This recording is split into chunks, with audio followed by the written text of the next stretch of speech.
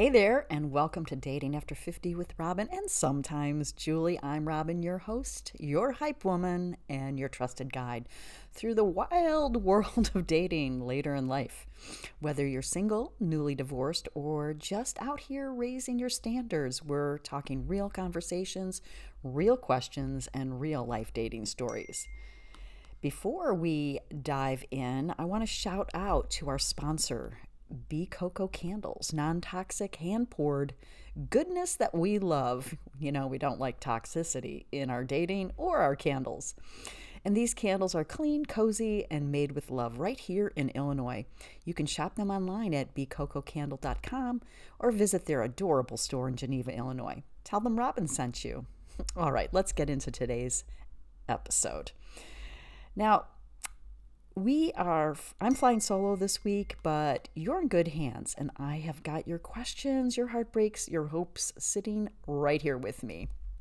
This episode is all about real talk because dating at this stage of life comes with a unique kind of wisdom and a unique kind of WTF energy too.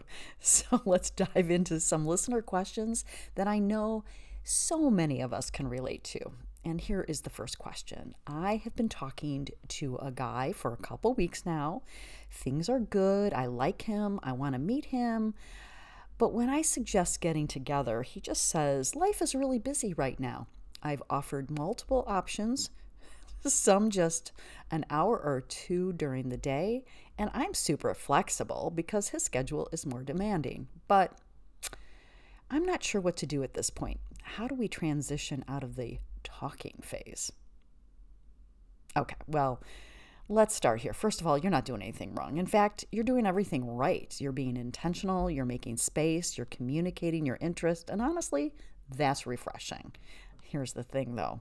When someone says they're too busy to see you, what they're really saying is, this isn't a priority right now. And that's not to be cold, it's just clarity. We all have busy lives, but if you really want to meet someone, you find a way. And, what are you doing on a dating app anyway? You say, hey, I only have 45 minutes, but I'd love to grab coffee and put a face to the name. You make the effort. So, my advice is gently step back. Try something like this. I've really enjoyed talking to you, but I'm looking to build something real, and that means meeting in person at some point. If life's too busy right now, I totally understand, but I'm going to keep my energy open to someone who's ready. So no games, no begging, just boundaries and grace, and move along down the highway. And here's question number 2. I'm really disappointed. I went out with a guy last week and had one of the best dates I've had in a long time. He even told me multiple times during the date what a good time he was having. He asked me to go out again during the date. A day before the next date, I texted to confirm. He never responded and unmatched me. I feel confused and frustrated. Why do men do this? Well, this one stings. And I've been there. A lot of us have. First of all, what he did is not a reflection of you. It's a reflection of his own emotional immaturity or fear of confrontation. It's what we call future faking. They get caught up in the moment, make plans, say all the right things, and then they disappear because following through requires actual depth and integrity. I know it feels personal. You shared energy, connection, a great time, and then silence.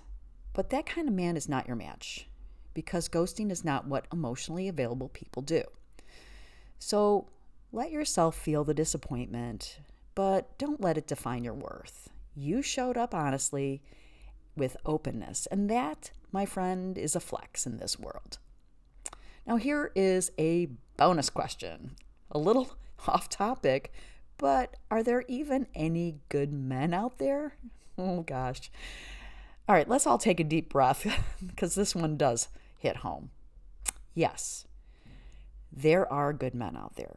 Kind, emotionally available, curious, grounded, grown-ass men who want connection, want depth, and want love and to be loved well. But they're not always on every dating app. and they're not always shouting the loudest.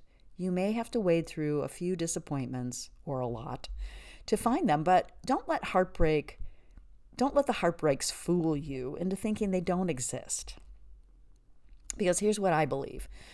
The more you raise your standards, get clear on your energy, and stop settling for crumbs, the more the real ones reveal themselves.